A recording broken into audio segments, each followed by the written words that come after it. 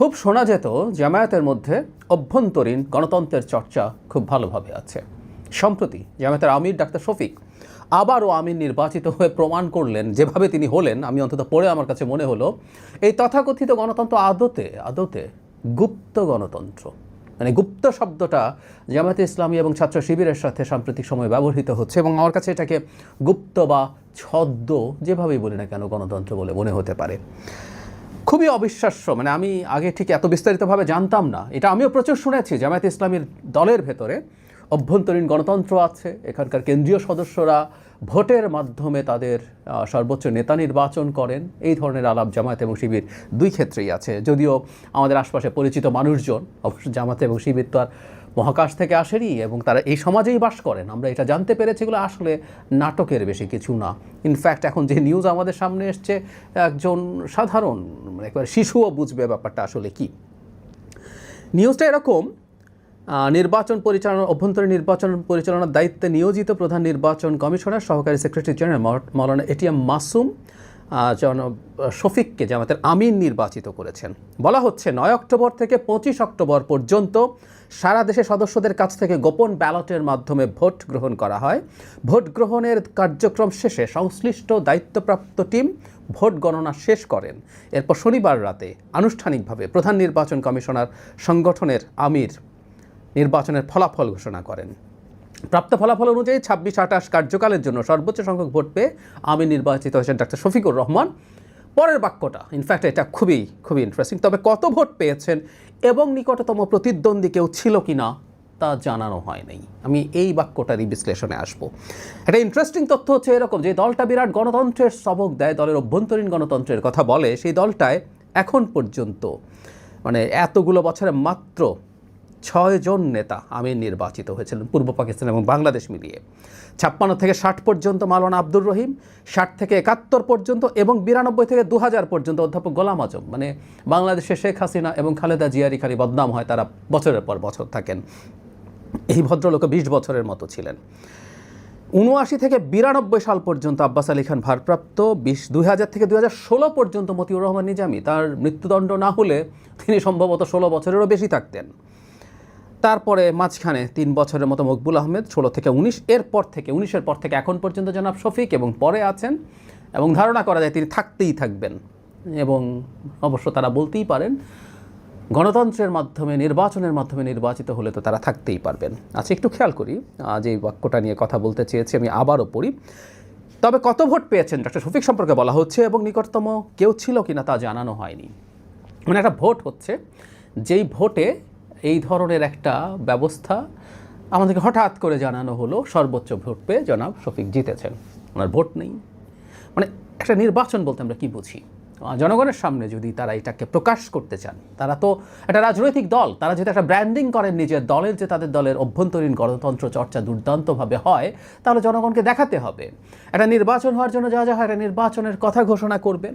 আমাদের অন্য দলগুলো যেমন কাউন্সিল ঘোষণা করে, সেই কাউন্সিলে শেষ পর্যন্ত যেভাবে তাদের নেতা নির্বাচিত হন, এটা আসলে ভোটে বা নির্বাচনের মাধ্যমে হবার কথা, কিন্তু সেটা হয় না। এটা সর্বোচ্চ ব্যক্তিকে দায়িত্ব দেওয়া হয়, তিনি তার মতো করে সব করে ফেলেন। হ্যাঁ, এটা সত্য, এখানে গণতন্ত্রের চর্চা সেভাবে নেই। কিন্তু জামায়াত যেহেতু এটা বলছে এবং একটা পারসেপশন তারা তৈরি করেন, এবং আমি অনেকের মধ্যে দেখেছি এই কথাটা বলার প্রবণতা আছে। তাহলে কথা ছিল তারা আমির নির্বাচন কবে থেকে কবে হবে এগুলো জাতি জানার আছে। জামায়াত এখন বাংলাদেশের ইতিহাসে বা পাকিস্তানের ইতিহাস মিলিয়েও ইতিহাসে এত বেশি গুরুত্বপূর্ণ বা মনোযোগ কোনো দিন পায়নি। সুতরাং জামায়াতের জানানোর কথা ছিল নির্বাচন কবে থেকে কবে হবে, কারা কারা প্রার্থী হচ্ছেন, নিদেন পক্ষে যে এতজন প্রার্থী হয়েছেন, নাকি প্রার্থী হওয়ার সিস্টেম নেই তাও বলুন, যে যারা রুকন আছেন তারা তাদের স্পন্টেনিয়াসলি তাদের নাম দেবেন, ওখান থেকে গুনে টুনে যাকে বেশি হবে তাকে ঘোষণা। মানে আমরা পুরো প্রসেসটার কিছুই জানি না, অন্তত পাবলিকলি তারা ভেতরে ভেতরে কী করেছেন জানি না।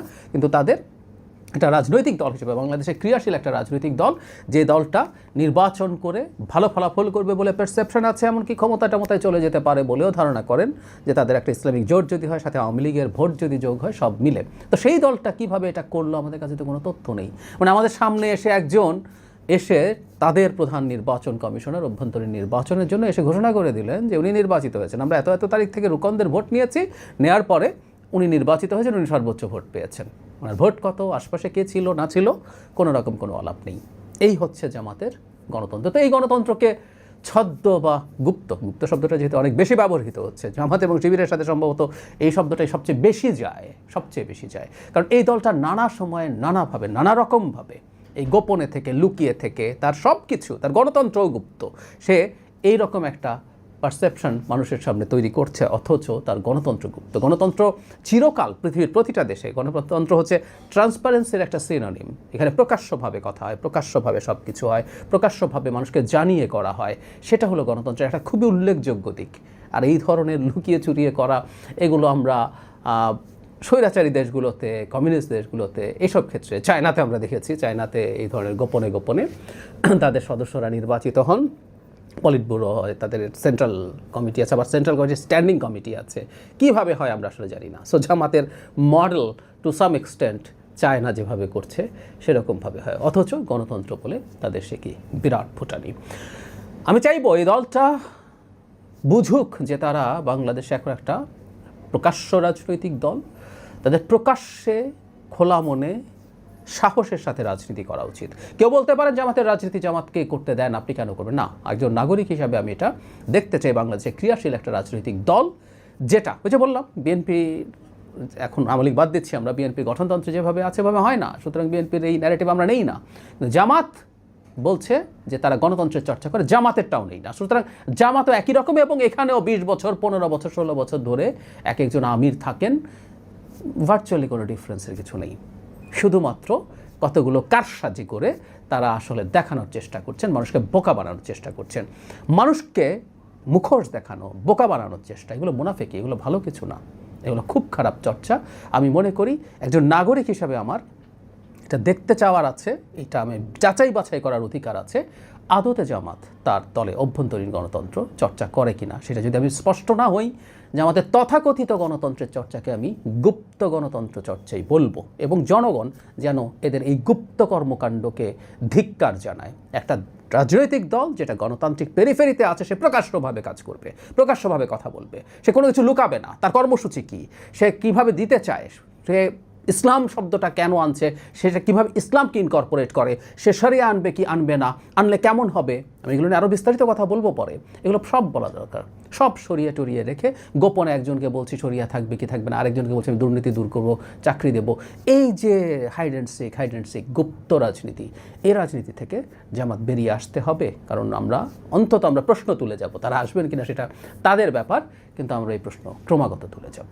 গুপ্ত রাজনীতি বাংলাদেশে, গুপ্ত গণতন্ত্রের চর্চা বাংলাদেশ আসলে শেষ হওয়া উচিত।